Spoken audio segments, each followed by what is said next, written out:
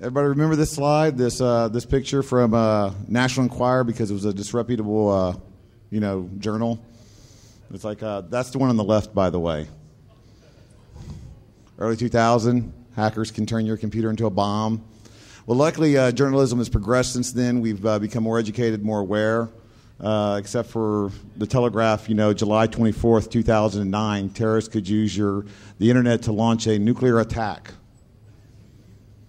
The hype is still going on because it's still a topic that will scare people, okay?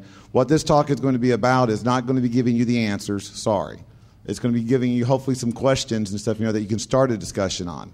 You can start actually learning about what actual is cyber warfare and what it means and what we can do about it. A little bit about me. I've got two jobs. I've got a night job and a day job.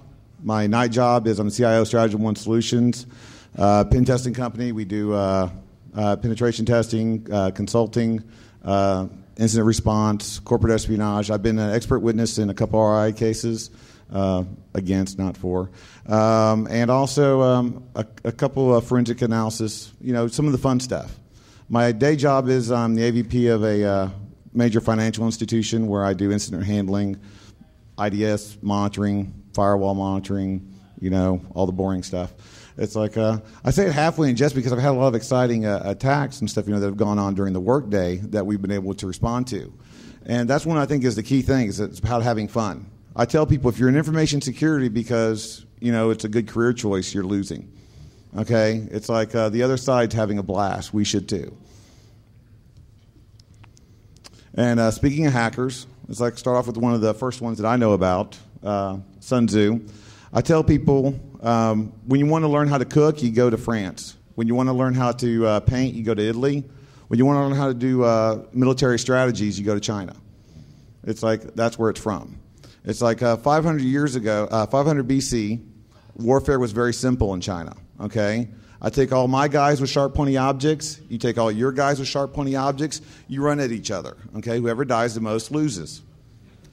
Pretty simple, Sun Tzu thought outside of the box. Sun Tzu decided to change the way those strategies were done.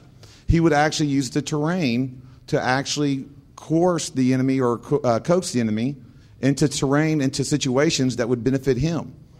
He did the first buffer overflow by going into the valley and stuff, and retreating and stuff, and then letting his forces that weren't as numerous wipe the floor with his enemies. He did the first one of the first 0 days. It's like he sent assassins into the general's tent. General's gone, war's over. Battle's won.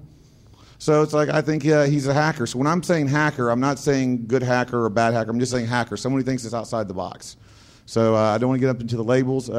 Also, just to show you exactly how current Sun Tzu is, 2,400 years later, this is a picture I took in São Paulo's airport at a bookstore. This book is being taught in Harvard and West Point, so it is definitely a good book to read. Let's go through we're halfway through the intro. So far, so good. You are still here. Awesome. Then we're going to talk about some of the caveats about what this talk is about and how we're going to do it. Then a history, geography lesson that will be, hopefully keep you awake. Talk about some of the players and the haters and how everybody here is actually involved. And then hopefully a good discussion in room 104, or I'm sure here also. Before you get any further. Yes. If you don't mind. No problem. And I apologize. I wasn't here because we had a serious outbreak of the stupids. Okay. I need to make an announcement. Oh. Sorry about not being here for Spot the Fed. A serious outbreak of a case of the stupids came about.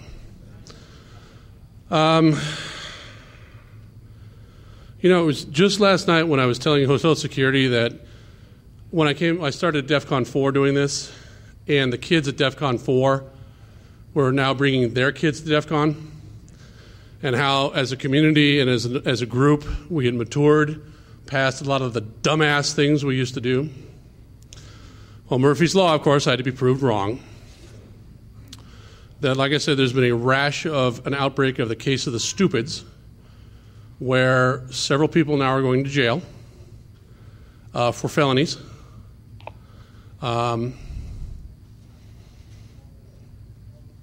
It's rare to see me this upset.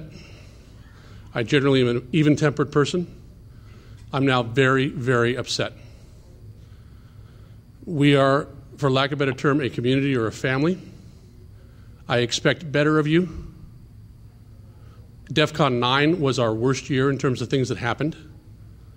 We almost didn't come back. Thankfully, you guys stepped up and we did come back. Please do not make an ass out of yourselves and us by degrading back to that level. If you see someone about to do something stupid, instead of going either snitches get stitches or ha-ha, that's going to be very funny, think for a minute, act your age, do not act like a 13-year-old, and stop them. If you are planning to bungee jump off the roof, or you think it's funny to try to bungee jump off the roof, you will go to jail, you will face a felony, they will catch you, and we will be in more trouble. Is there anyone here who does not like the Alexis Park?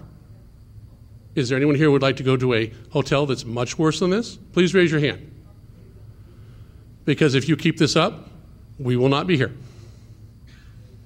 Okay? I'm sorry to be a downer. I especially like the Sun Tzu zero-day reference. That was pretty cool.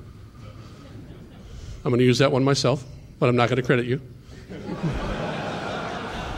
Because I'm an asshole. But it's okay. I'm in touch with my inner asshole, so.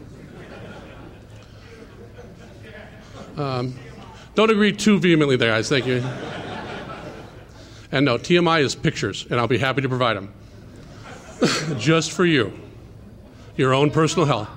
What's that? Yeah, you can wait, sir. Matter of fact, for you, you're going to wait a little bit longer. So blame him. Sock full of quarters, meet him outside where there's no cameras. So please, guys, seriously, knock off the ass hattery.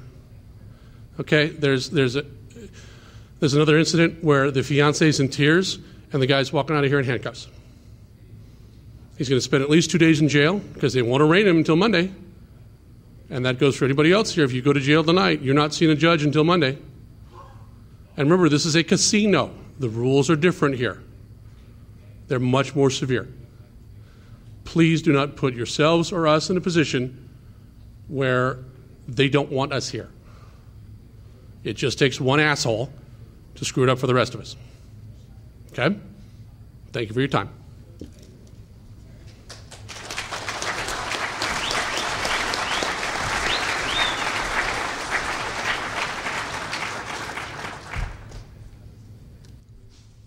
And I was thinking all the ways I could lose my train of thought, Jericho would be the worst. It's like, yeah. Okay. And I was where? Yes. For my first presentation, this is going epically. Awesome. It's like, so... So now what we're talking about is where did I get this information? What's going on? How did I get started in it? It's like a little shameless plug. I just wrote one book. I'm working on a second one. And what that second book deals with is cyber warfare. Well, I want to be accurate. I want to try to get as much information as I can. And I started doing a lot of research on the internet about cyber warfare and different reports. I totally ripped off a lot of stuff from thedarkvisitor.com, which is an awesome website. And I started getting all this information together, and I was like, you know what? It's like maybe I can give a talk on it. So I gave a talk at a cyber warfare conference in Oklahoma City, and I realized one important thing. I'm reporting other people's work. All I'm doing is reading other people's research, forming my opinions on those. So I decided just within like a month, I got my passport for the first time. I went to XCon in Beijing. I went to CCC in Berlin. I spoke at a conference in Brazil, and I went to CISCAN in Shanghai and PH Neutral in Berlin. I started going to these places. I started traveling, and I started trying to figure out exactly what's going on, talking to the people that are there at these hacking conferences and these security conferences, what their opinions were of their country, what they thought was going on toward them from other countries. So I was talking to the Chinese hackers about the West attacking them as well as, the East attacking the West. It's like it's a two-way street there. And so that's what started getting me understanding. It's like we're understanding topics. We're understanding incidents. We're not really trying to learn the culture and also the motivation behind a lot of this. And so that's where I started trying to start investigating, trying to figure out exactly what are the motivators, what are the things that we can foster discussion and start a better understanding what this topic is. I'm sorry, I have to interrupt you one more time. Awesome. Because you're doing so well. Yes. Actually, one, you are doing very well in diversity. If there is a free seat, would you please raise your hand high? Everyone who is either in the back or the front, let's say the dividing line here by the camera or whatever, would you please come forward and take a seat? We just want to make sure that you cannot block the aisles. We're going to leave aisles open, okay? Really, you're probably they wanted to get in. All right, thank you. So we're making an exception. Okay. There should really be something besides Diet Pepsi in here. Seats over here.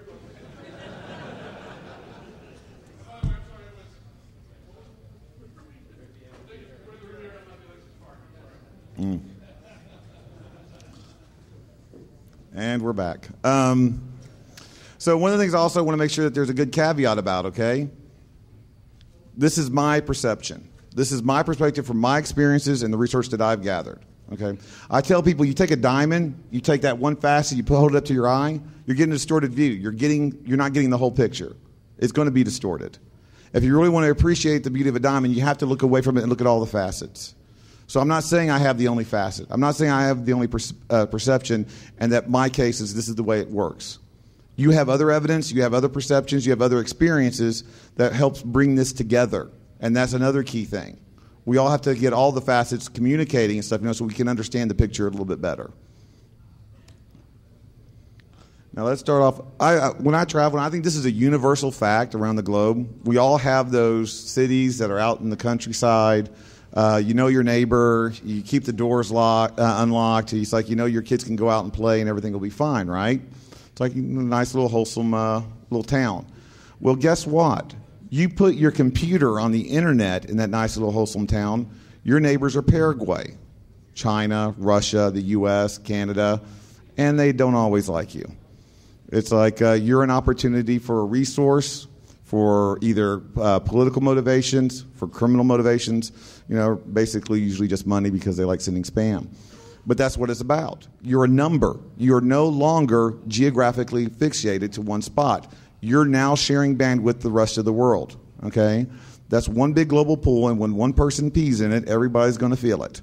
So that's what this is about. It's like you have to understand that there's a new way that we have to start thinking about geography. This quote from Ambrose Pierce is one of my favorites. War is God's way of teaching Americans geography. Well, guess what? We have to learn a new way because the battlefield is no longer based in the real world today. It's in the boardroom. It's in the dorm room. It's located in Kansas as well as D.C., New York as well as Kiev. That's where these battles are happening now. So, yes, these are some of the people that we're going to be talking about. Yes, I'll probably be pissing some of them off, but that's just the way it goes. It's like, talk about China, Russia. We're going to talk about some jihadism. We're going to talk about some of the more players that are out there. And, of course, I call out us and our friends. I'm not a sports player. I'm sorry. Okay? I don't know that much about football, but I was assured and someone guaranteed me that Terrell Owens fits the picture.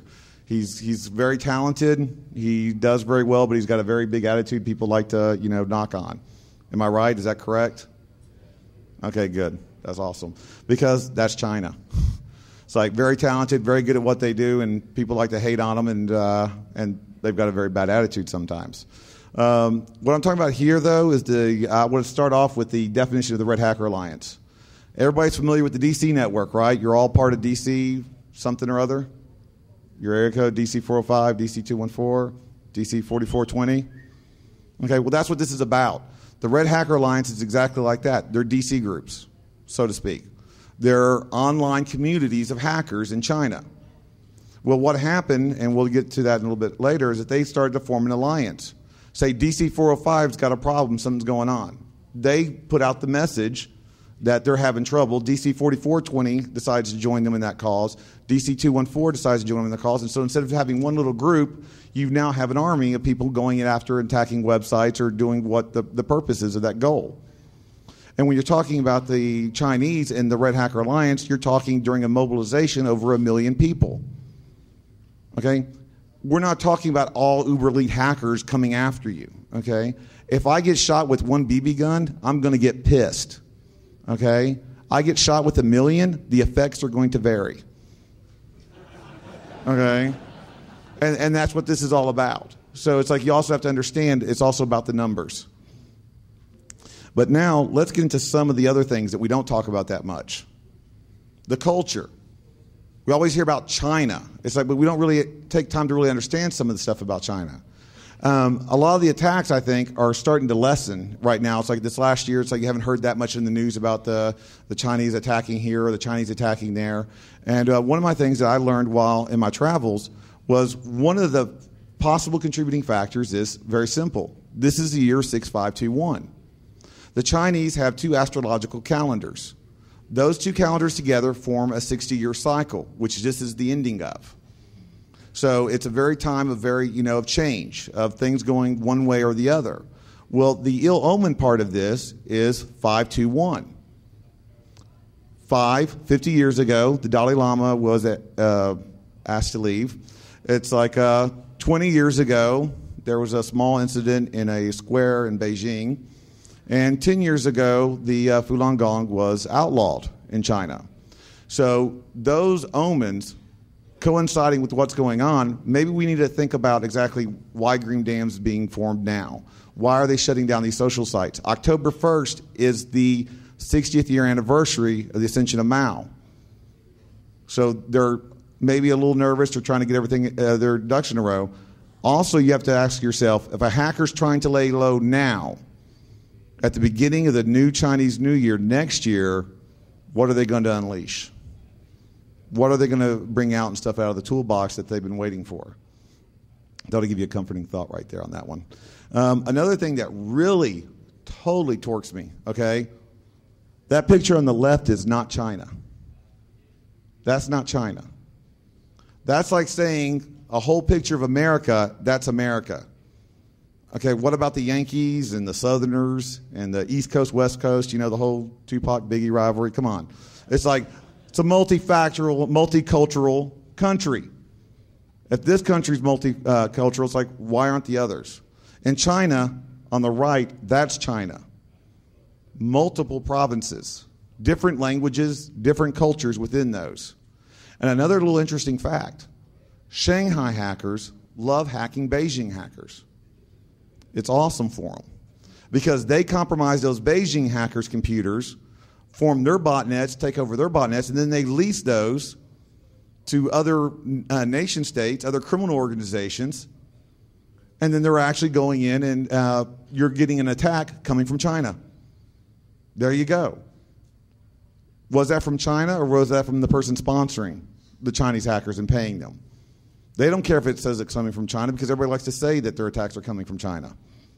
They're still getting paid. And then you got the Beijing hackers hacking the Shanghai hackers and doing the exact same thing. And then once again, you get your attack coming from China. Another little tidbit is they started this a long time ago. Well, in internet years, it's a long time ago. 1997 was the formation of the Green Army by Goodwell. Back in 1988 was the anti-Chinese riots in Indonesia. That actually provided the catalyst. When I was talking about that call out to the DC groups, in Indonesia they were having a lot of hard feelings with the Chinese immigrants and the Chinese nationals, and there was beatings and attacks on Chinese nationalists in Indonesia. Well, that started the formation of the Green Hacker Alliance, where all these hacker groups decided to come together and attack the Indonesian websites, Indonesian government sites. 2000, the Honker Union of China was founded by Lion. China Eagle Union was founded by Wan Tao, and Java File was founded by Kuoswal and Bluong. One of the things on where are they now? One of the things that mirrors the hacking culture in the U.S. and the hacking culture in China is hackers grow old. Okay, it's like being that outlaw bad guy and stuff. It's like gets harder with age. Kevin Poulsen, Mark Mayford, ring a bell. Bad hackers gone legit. Goodwell, major security consultant now for billion-dollar companies and organizations and the Chinese government in China. Wan Tao, China Eagle Union, still around, but he's also an IBM researcher. So, it's like you got to make a living somewhere and stuff. Sometimes crime doesn't pay as well as IBM. So we all remember 2001, don't we? When I say 2001, there's a date popping up in your head. But what about April? April 2001. There was a Air Force plane flying over near China that collided with a Chinese jet fighter. That jet fighter pilot lost his life, and the Air Force crew on board were guests of the Chinese government for a few weeks, and during that time created a lot of tension. Well, U.S. hackers, not really understanding exactly the whole dynamics and obviously not knowing about the Red Hacker Alliance, decided to teach the Chinese a lesson and start an attack and web defacements on Chinese websites to free the crew. Well, guess who got the call out and guess what formed up? The Red Hacker Alliance got together and started the 1,000 Web defacement, protesting the death of the Chinese pilot. And they won that one. But we learned. It's like we kept learning from our mistakes. One of the other things that you talk about when you're talking about the Chinese hacking in the timeline was the year 2005. Because prior to that, 1997 up to around 2005, there was a major block for the Chinese hackers. There was an impediment that they were having to overcome, and it's a stumbling block that they had to deal with. English. All the hacking programs are in English. All the programs and the key codes and stuff that you have to know are English. So that posed a problem. Not since 2005 when they started reverse engineering. They started creating their programs in Chinese. Asked the UK government about that one, the Grey Pigeon Trojan in their mail system back in 2005. That's when we really got a good taste of Chinese ingenuity and programming. Now, another thing I want to bring up about the culture of China is patriotism. I gave this talk in Brazil, and saying that I'm a U.S. patriot in Brazil is a lot different than saying I'm a U.S. patriot in the U.S. But why does it, being a patriot in one country, make you less of a patriot in another? Just because they're from another country, you got to understand when you talk about, once again, the Chinese culture, when you are born day one, you are Chinese. You are part of the collective. You are part of the group. Your ancestors were emperors. Your civilization that you can trace back to the formation of your country was thousands of years. You're a part of the Communist Party from birth, part of the collective. So they are very patriotic. They may disagree with their governments at points, but when the West attacks China, not the government, they attack China, they are attacking these hackers. They're attacking these peoples, and they will respond in kind. It is, once again, part of the culture and how they operate and how they believe that they are Chinese and they should not be messed with. It's like, they don't want to be called out. It's like you can talk about certain political areas and stuff, but one that goes to the nationalism, those are off limits. But another good thing is we export a lot of things here in the West. One of them was capitalism. Ask a certain India company back in 2008 when they lost a bid just narrowly missing that bid to the Chinese company. It wasn't until 2 months later that they found out that there was Chinese Trojans and programs in their network which allowed the Chinese company to underbid them just as much.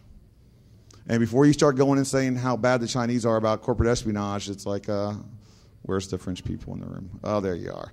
It's like other governments, let's say, are known to do corporate espionage on behalf of companies. So that does go around. So let's start off with the Russians now. I want to say I'm drinking Pepsi because I'm allergic to polonium tea. But one of the things I do like about the Russian army is that they're honest about it. They don't hide it. They don't try to deny anything. They're right out there with it. The Russian 5th Division Summer Army.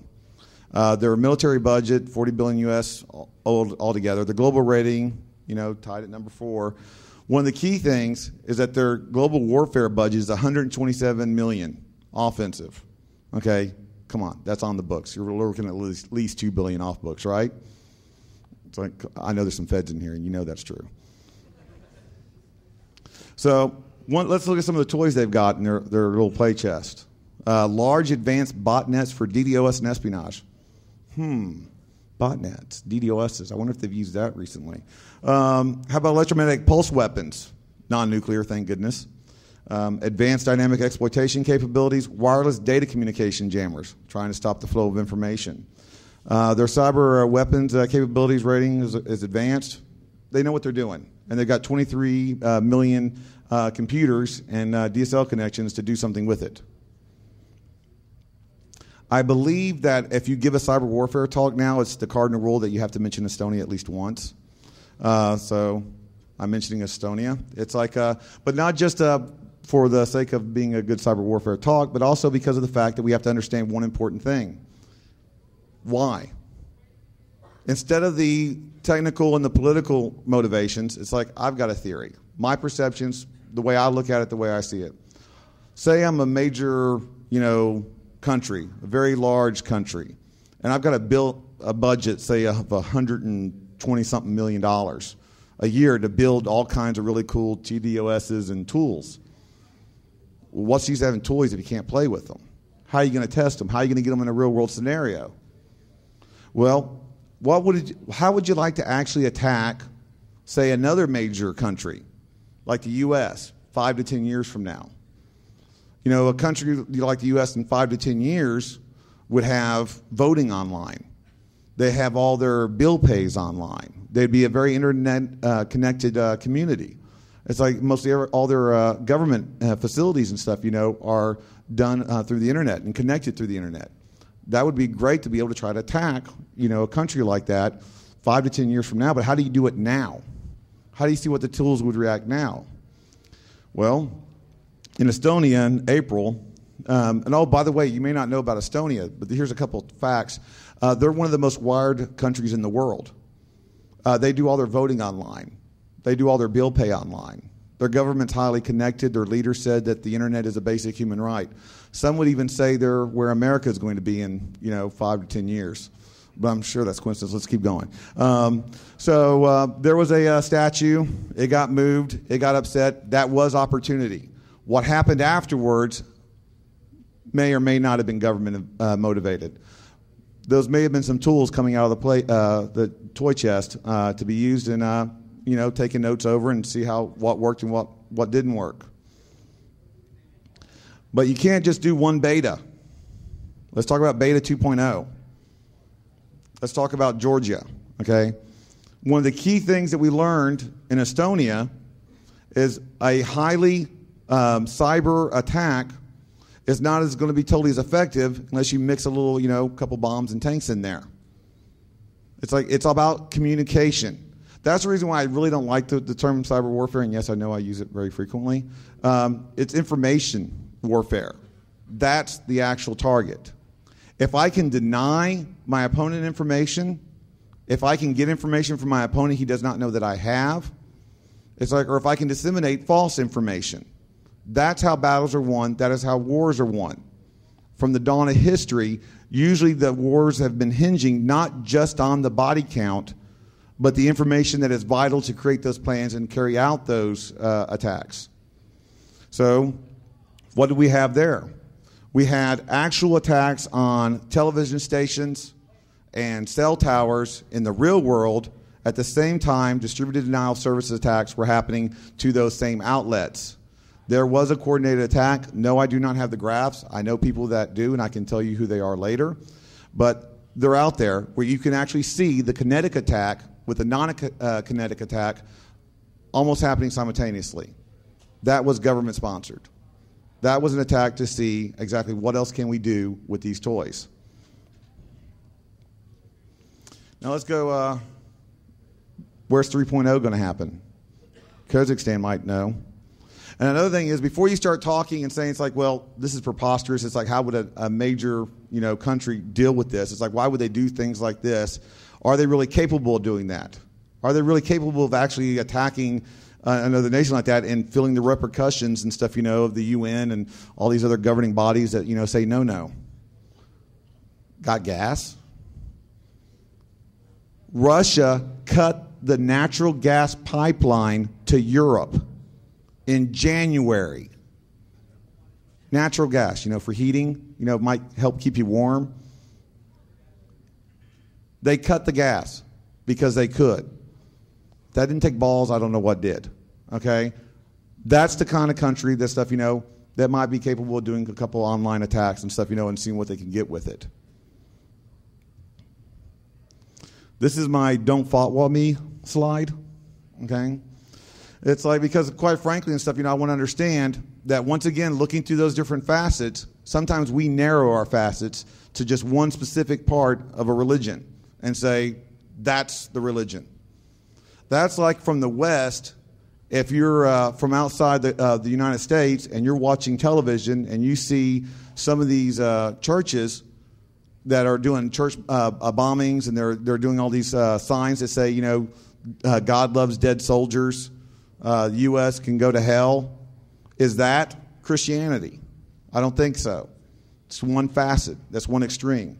We can't just look at one slide. And one of the things I think a lot of people in the West haven't really read the Quran. They haven't really understood it. They haven't really tried to read it and find out what's in there. So some of them might be actually surprised to find out that Jesus Christ is actually mentioned in the Quran with reverence and respect. So that's just a little bit of food for thought, before I go in and start talking about that one little facet. It's like, but that's what we're talking about here. So the funny thing about the jihadists, what people like to say, like in the Telegraph, they were talking about, they want to start nuclear war. 3 main reasons the jihadists use the internet: communication, recruitment, and propaganda. How do they accomplish those 3 main things? With the internet.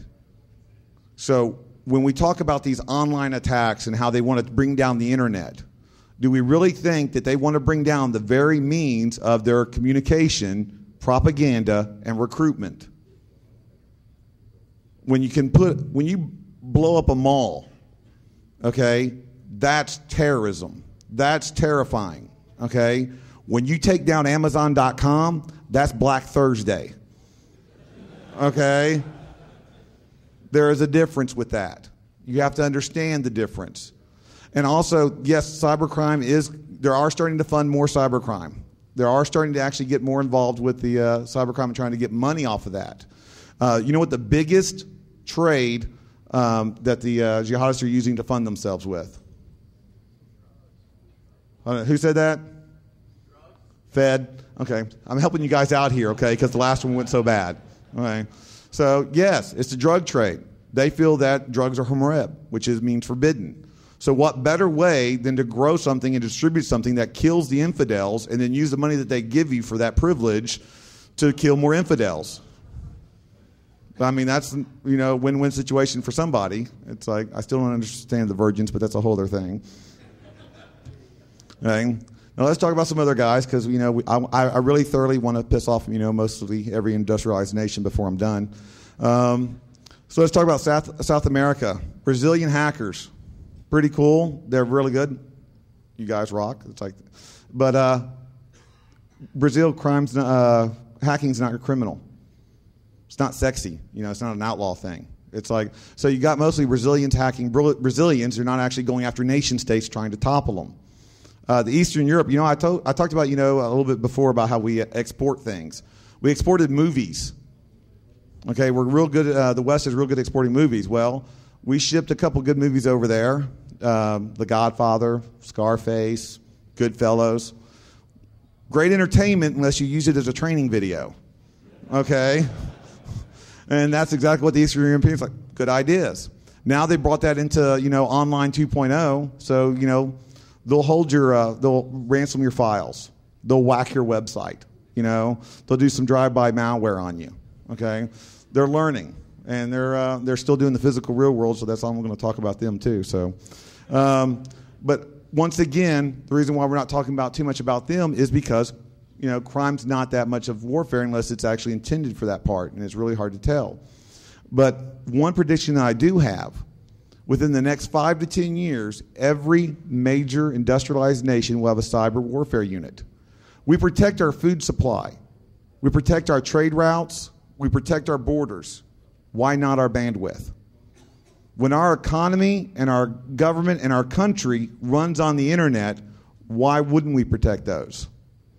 So you're going to start seeing these more out there.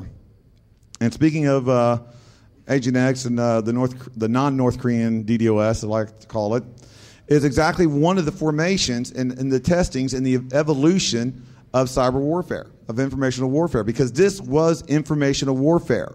It was disinformation. What is the best way to go and test reactions on a country? Well, first of all, you don't want to get caught. Hello. It's like it's good and fun, to trip the fire alarm as long as there's not a camera there, catching you do it. So you make sure you have your fall guy, and you launch attacks maybe at one enemy one person, and then the ally of that enemy. So then everybody goes, okay, A and B are getting attacked. It's like it must be C. Really? And your thinking is like, no, Jayson, that's too stupid. It's like, who would actually think that? Within a week of July 4th, a congressman was saying that we should attack North Korea. Okay? A little scary. Because obviously, we're not really getting it here in the United States. The reason why, by the way, at the guy next to you is starting to pucker a little bit, it's like Fed. I'm trying to help you, because by this time they've already read that part of the slide, and they're wondering what I'm going to talk about next. But let's start off with a 2004 Pentagon statement on the military readiness, where they actually stated that for a response of a cyber warfare incident, they would actually consider a nuclear strike. Really? DDoS? You nuked the city? I'm dropping malware. There's a battalion coming for me. I start spamming, and there's a B-52. Well, actually, that would actually be pretty effective. It's like, okay. So that's what I'm saying. It's like, once again, we're trying to get there, but we're not really understanding it. 2003 was a really good lesson. Titan rain. Okay? Not purple rain. Much worse than this. Okay? It was Titan rain, which actually woke up Americans say, oh, people really do want to go after certain networks that we have. And so, yes, they'll go after the NIPRNet. It's like, what's going to be next? I said NIPRNet. Did they see anybody react? Really? Okay. Because maybe they couldn't read it all the way back there and stuff, So it's like, I promise not to say, SCIF or CIPRNet and make someone going, oh, wait, sorry. Okay. So let's keep where we're going. Oh, I'm calling everybody out. Okay. Everybody is starting. When I said 5 to 10 years, cyber warfare, industrialized nations, no, we're already working there. Okay? South Koreans have already got one. They really need a lot of funding and stuff, to get that going and stuff, It's like, it's not like they're a victim of attack, which could generate some sympathy to help shore that up. That's just supposition and to hope to get a chuckle from somebody. But the Japanese, Germans just started one. They're getting one going. UK's had one for a while. Right, Major? It's like the UK's had it for a while. It's like, and the Israelis. Yes, I mentioned the Israelis in the cyber warfare talk and stuff, with government people. It's like late 1990s. Shinbot, Israeli forces, they did a little Pijalo fuel depot north of Tel Aviv. Yeah, they got a cyber warfare unit up real quick after that. So, Israeli fed, by the way. So, what have we got to learn from this? Okay, one of the key things, we have to stop trying to learn things from this. We are trying to develop a way to do battle in the future, in tomorrow, with last year's technology and stuff, and trying to get it together today. That's worked when you're building tanks and bombs and airplanes.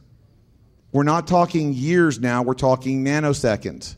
When you don't know where the new 0 day is coming out. You don't know what the next vulnerability is going to be released. We have to start understanding the complexity and how fast these things change on the ground. And also the anonymity of from where these attacks come from. It's like, how do you do a proper offense when you don't really know who's the one shooting you? And I'm telling you, when you talk about cyber warfare and you talk about information warfare and you talk about all these different nation states, I tell you this. If a guy in his basement owns 100,000 computers and he targets your website on it, that's an attack. That's information warfare. Welcome to the new general. That's the way warfare is heading. It's not heading where it's just all the big boys get to play. Okay? It's no longer just, this one army that you have to deal with. They're coming from all over different places, and yes, they're attacking from within. Like we've never seen that before. Did I mention I gave a conference in Oklahoma City? So now what do? Well, we have to start understanding what's going on. We have to start understanding without knowing, and I'm going to read because I hate reading from slides, but without understanding where the opponent's weaknesses are, you cannot borrow their strengths to use against them. Like I said, I like Chinese military quotes because they know what they're doing, and it's true. You have to start understanding the whole picture. Just like Sun Tzu said, you can't just understand one side of it anymore. You have to understand the other side. You have to understand both if you actually really want to be victorious in a battle. So, well, actually, this slide doesn't make sense now because I told you, that we got to do it in room 104. Oh, by the way, that's it, dudes. No more tricks. I started early and I talked really fast. So.